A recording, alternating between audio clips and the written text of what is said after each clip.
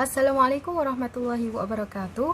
Pada hari ini saya akan membentangkan tajuk tugasan bagi madah kajian ilmu tarikat, iaitu perbezaan antara tarikat yang benar dan tarikat yang sesat. Nama diberi Aisyah Akilah binti Yahya, nombor metrik 049460. Pada bahagian yang pertama, saya akan menerangkan tentang pengenalan bagi tajuk tugasan ini, iaitu yang pertamanya, pada zaman mutaakhir telah wujudnya fenomena penyelewengan tarikat dalam kalangan pengamal tarikat yang tidak bertanggungjawab dalam menunjukkan ilmu dan amalan tarikat yang sebenar. Ia tercetus adalah disebabkan ramai orang yang jahil dalam ilmu tarikat, iaitu mereka salah tafsir dan menganggap bahawa ideologi yang bertentangan dengan hakikat tarikat. Telah dicatatkan sebuah kejadian yang berlaku kerana jahil dalam mendalami ilmu tarikat sehingga sampai kepada peringkat gila isim. Oleh yang demikian, tujuan kertas kerja ini dilakukan adalah untuk menyatakan perbezaan antara tarikat yang benar dan tarikat yang salah. Dalam masa yang sama, saya juga berharap dengan kertas kerja ini dapatlah sedikit sebanyak untuk menjernihkan semula pemikiran individu dan masyarakat yang keliru dalam memahami kebenaran tarikat yang sebenar. Seterusnya, definisi tarikat ini adalah dari segi bahasa, ia berasal daripada bahasa Arab dan bermaksud jalan. Jalan yang dimaksudkan ini adalah jalan yang hendak menuju ke Allah Subhanahu Wa Taala, iaitu mendekatkan diri pada Allah Subhanahu Wa Taala untuk mencapai makrifatunya.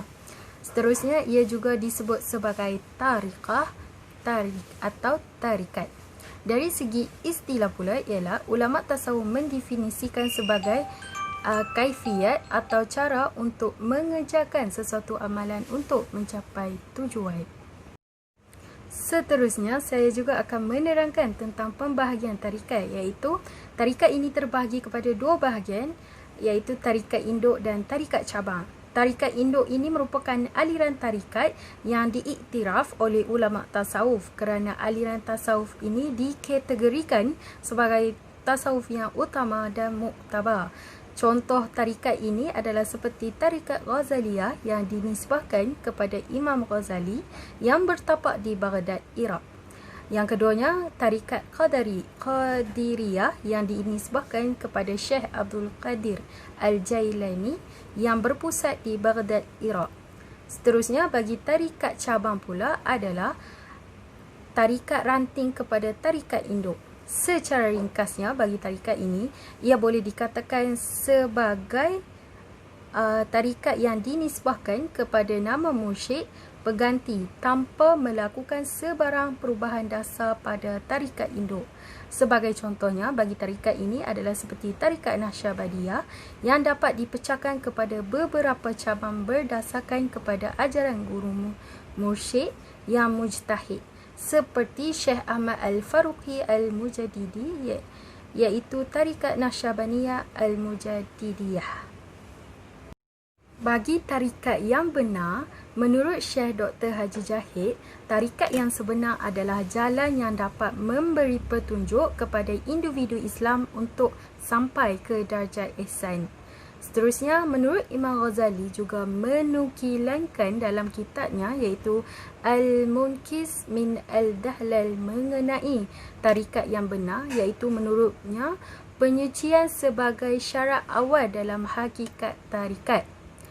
Seterusnya, yang ketiga, tarikat sufi yang benar juga, ia berasal daripada susu galuh nas Al-Quran dan Sunnah, iaitu sebuah tarikat yang perlu berdasarkan amalan Rasulullah SAW, kemudian diamalkan oleh Khulafa ar-Rasyidin, para sahabat, tabi'in, tabi'in dan seterusnya. Silsilah tersebut perlulah sampai kepada para syekh atau mursyid secara sambung menyambung sehinggalah kini. Sekiranya silsilah ini tiada kesinambungan yang sempurna, maka ia tidak layak bagi seseorang untuk membimbing orang lain untuk bertarikat. Seterusnya, dalam mengamalkan tasawuf yang sebenar, kita perlu mengamalkan prinsip tasawuf yang sebenar, iaitu yang pertamanya, takwa, iaitu melaksanakan segala perintah Allah Subhanahu Wa Taala dan meninggalkan segala perkara yang dilarang olehnya.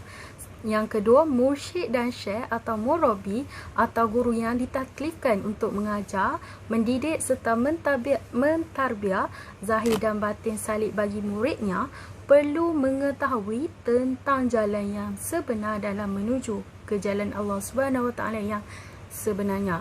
Yang ketiga adalah himmah, iaitu sebuah tekad dan keazaman yang teguh untuk mencapai martabat yang tinggi makamnya.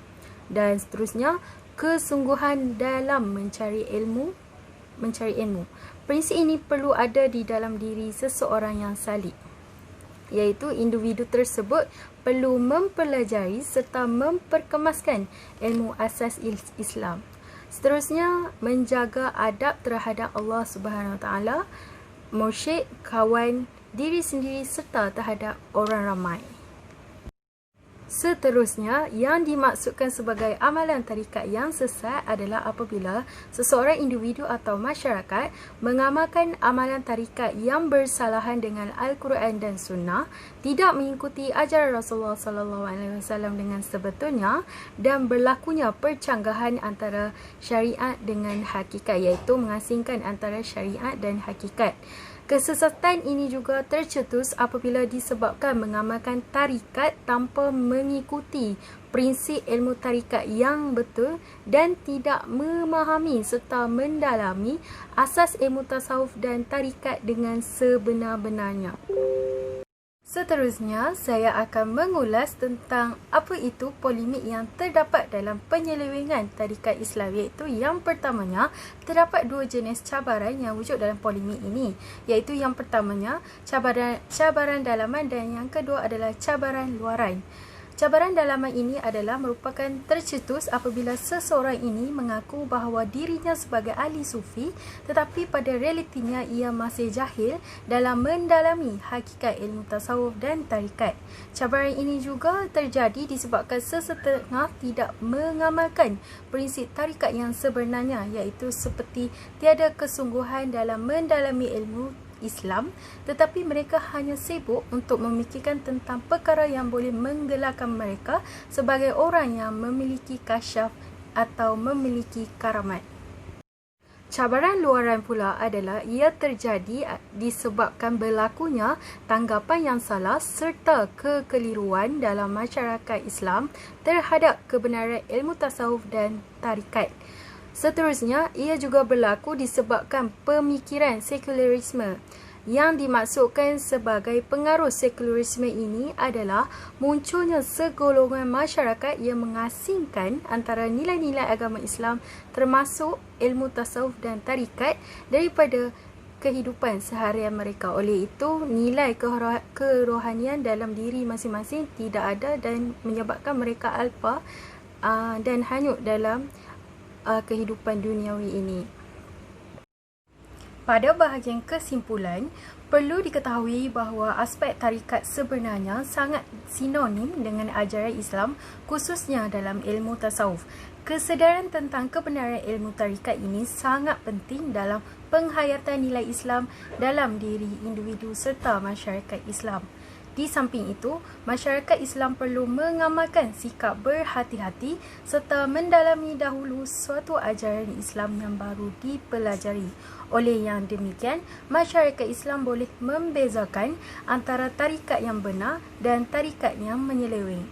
Dan dalam masa yang sama, tanpa disedari, polemik tentang penyelewengan tarikat ini dapat dibendung kerana masyarakat Islam, khususnya di Malaysia, telah menanam sikap celik ilmu dalam menerima, mendalami serta mengamalkan ilmu Islam, khususnya ilmu tarikat dan ilmu tasawuf.